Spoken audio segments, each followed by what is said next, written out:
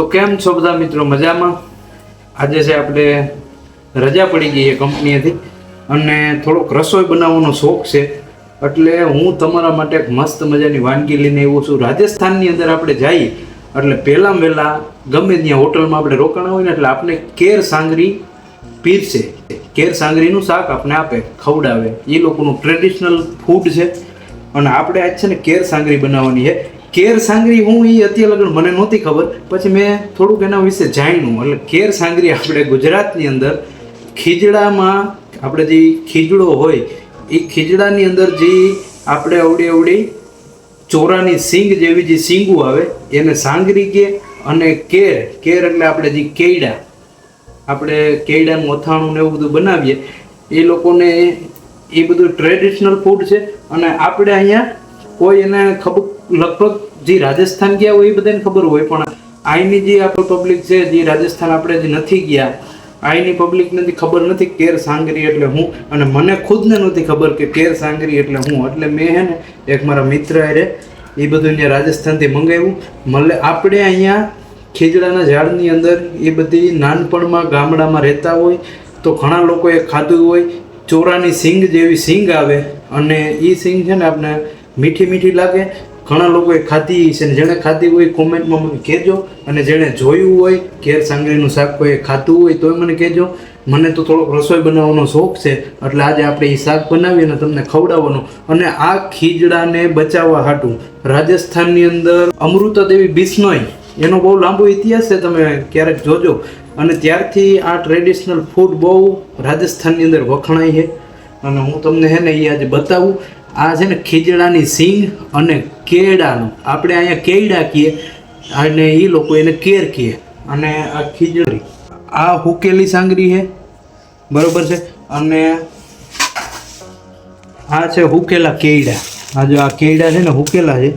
હવે આને કેવી રીતના બનાવવાનું એ બધું હું હમણાં તમને સ્ટેપ બાય સ્ટેપ સમજાવી અને તમે લોકોએ જો ખાધું હોય તો મને કહેજો, કેમ કે મારું તો ફર્સ્ટ ટાઈમ છે. હવે શાક કેવું બને, બગડે, સારું બને, કેવું બને એ બધું હું તમને હવે જો બનાવતો જાઉં કહેતો જાઉં. પહેલી વખત છે, મેં કોઈ દી શાક બનાવ્યું નથી, બરાબર છે.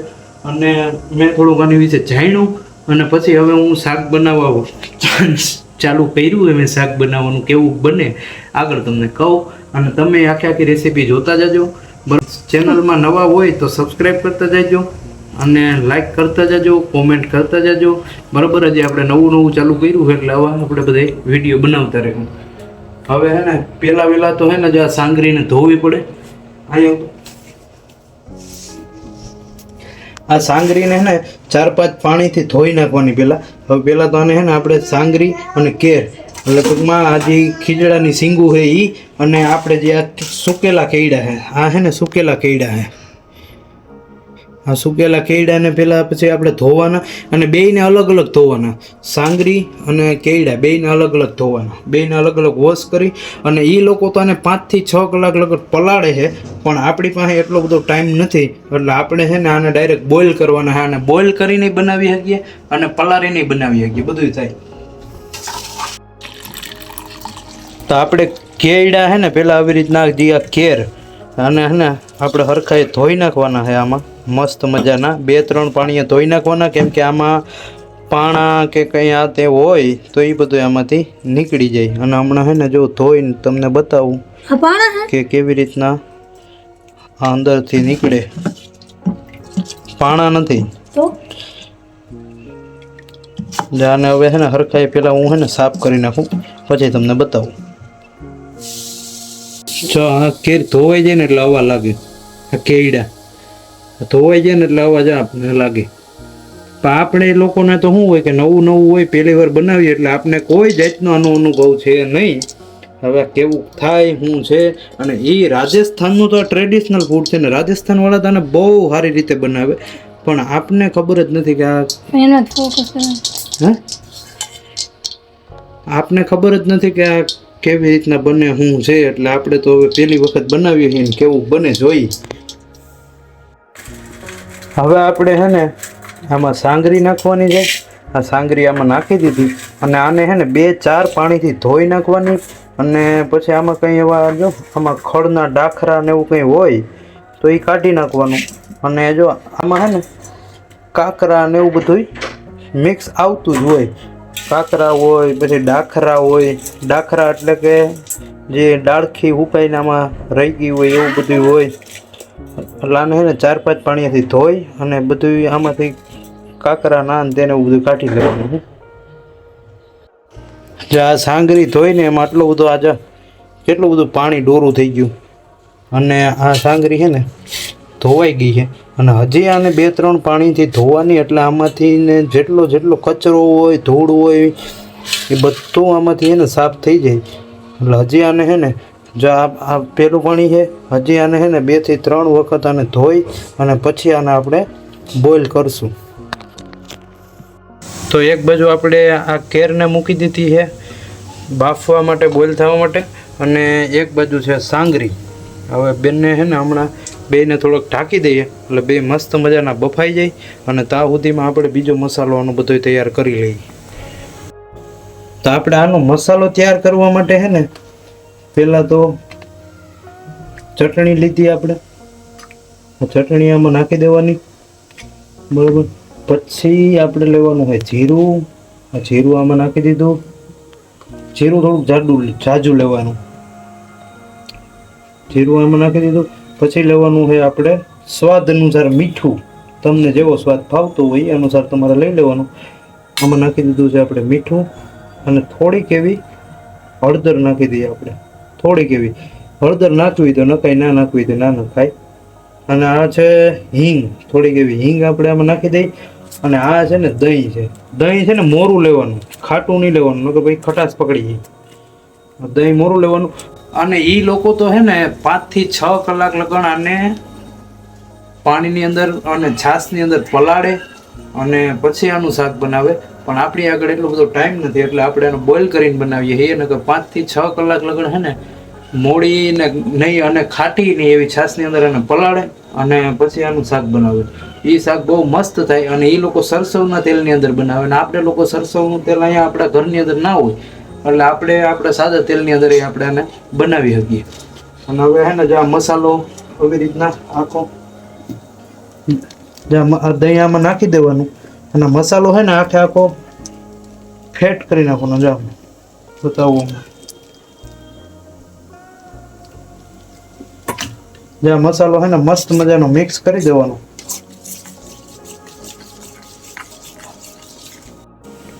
આપણે જો મસ્ત મજાનું દહીંને ફેટી લીધું છે અને મસ્ત જો મસાલો બનાવી લીધો છે. અને આ બાજુ છે ને મેં આ થોડીક ડુંગળી કાપીને રાખી છે. એ ડુંગળી, આ દહીં, પછી આ બાજુ છે ધાણા ભાજી. અને હમણાં એનો મસ્ત મજાનો આપણે આ બોઇલ થઈ જાય ને એટલે મસાલો બનાવીએ અને પછી એને રાઈ ને જીરુંનો તડકો મારવાનો હોય. બતાવું હમણાં તમને આગળ વિડીયોમાં, ચાલુ જ રહેજો. હવે એ લોકો તો અલગ રેસીપીથી જ આખું બનાવે, પણ હું મારી રીતના બનાવું હું કંઈક નવું. તો મારા કેળાઈ બફાઈ ગયા છે અને મારી સાંગરી બફાઈ ગઈ છે, જોઈ લો. અને આ શાક હું મારી રીતના બનાવું. પાછા તમે કોમેન્ટમાં એમ ના કહેતા કે આવી રીતના ના, એટલે હું મારી રીતના બનાવું છું. મને જેવી રીતના ફાવે એવી રીતના હું બનાવું છું અને હું વ્લોગ બનાવું છું, બરોબર છે. હું કોઈ રેસીપી તમને લોકોને આપતો નથી, પણ આપણું જૂના જમાનાનું ટ્રેડિશનલ ફૂડ છે અને રાજસ્થાનનું જૂનું ટ્રેડિશનલ ફૂડ છે. અને આપણી આ અસ્મિતા ખોળવાઈ ના જાય, ખોવાઈ ના જાય, એટલે હું ક્યારેક આવા ઘરે પ્રયત્નો કરતો રહેતો હોય અને મારી રીતના હું બનાવતો રહેતો હોય. કેમ કે આવું બધું આપને બહુ બનાવતા ફાવતું નથી, પણ એક રસોઈનો હરખ છે કે આપણે બનાવીએ, બગડે તોય ભલે, સુધરે તોય ભલે, પણ એક બનાવવાનો અંદરથી હરખ તો જાગે જ છે કે આપણે બનાવ્યું હતું, ભલે બગડી જાય એનાથી કોઈ શંકાને સંકોચ મનની અંદર કરવાનો જ નહીં કે મારા કીધે બગડી જાય, આમ થાય. બગડી જાય તો બગડી જાય. કોઈ પરફેક્ટ હોતું જ નથી જિંદગીની અંદર. બધાયથી થોડું કંઈકનું કંઈક બગડતું જ હોય. એટલે હું કંઈ ઓલો કિચનનો માસ્ટર નથી અને હું કંઈ રસોઈ શો કરતો નથી. અને હું ખાલી મને મજા આવે એટલા માટે રસોઈ બનાવું અને તમને લોકોને બતાવું. બસ આપણે મનોરંજન કરીએ જીવનમાં, બીજું છે હું ભલામણા. શાક બનાવતા પરસેવો વળી ગયો ભાઈ. હવે તેલ મૂકી દીધું છે, આમ તમે અહીંયા જોઈ શકો છો. આમાં થોડુંક તેલ મૂક્યું છે અને મેં હે ને આમાં તીખું મરચું નાખ્યું છે અને લસણ છે બેયની પેસ્ટ બનાવી છે અને અધ કચરું ખાંડવાનું આને અને આને છે ને આપણે નાખવાનું છે વઘારની અંદર બરાબર. એટલે આ થોડુંક તેલ આવે એટલે રાઈ ને જીરું એમાં નાખી દઈએ આપણે બરાબર ને. ઓકે ઓકે કાંઈ મમ્મી બનાવતી આજ તમને ખબર પડે ને રસોડા કેમ થાય.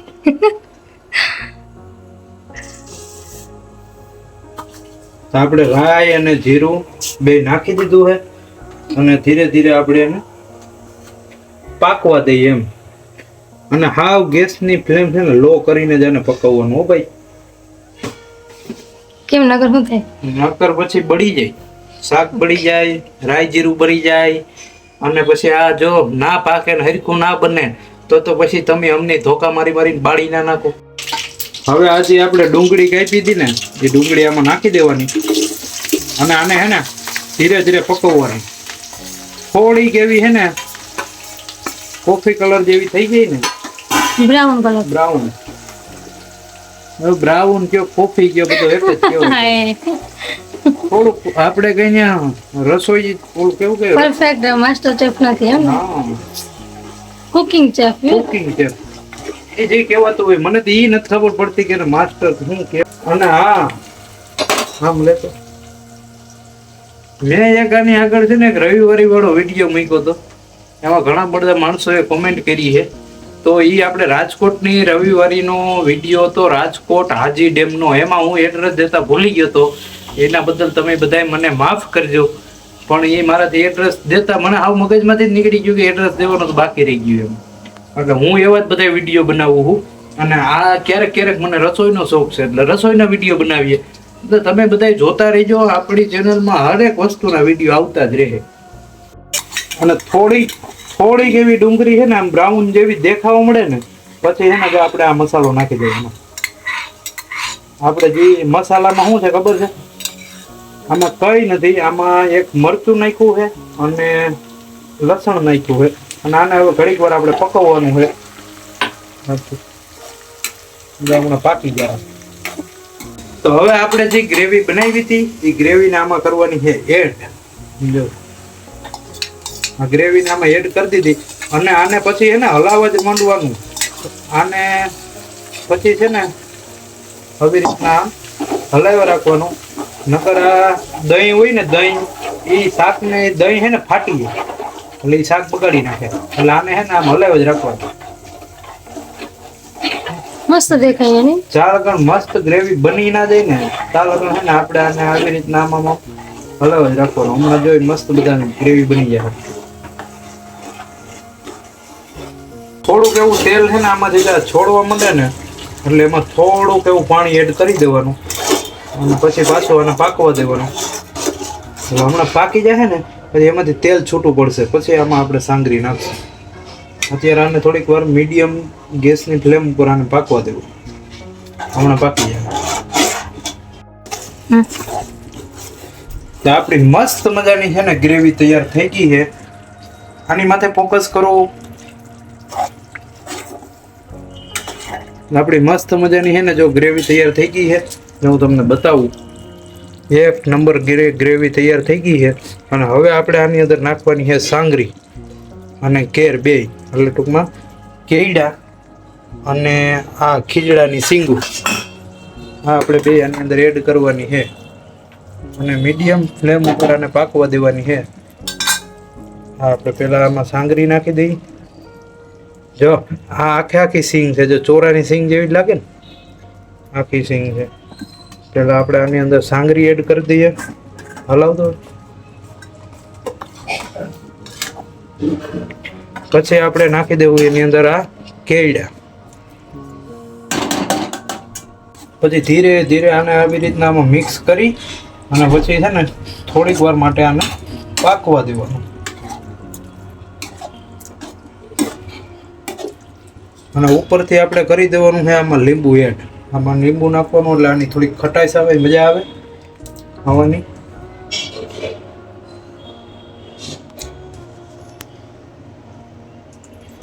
આપણે આમાં નીચવી દીધું એક આખું લીંબુ એટલે થોડીક ખટાશ આવે ને તો મજા આવે ખાવાની. પછી આને પાછું ગેસ બંધ થઈ ગયો ના ચાલુ જ છે.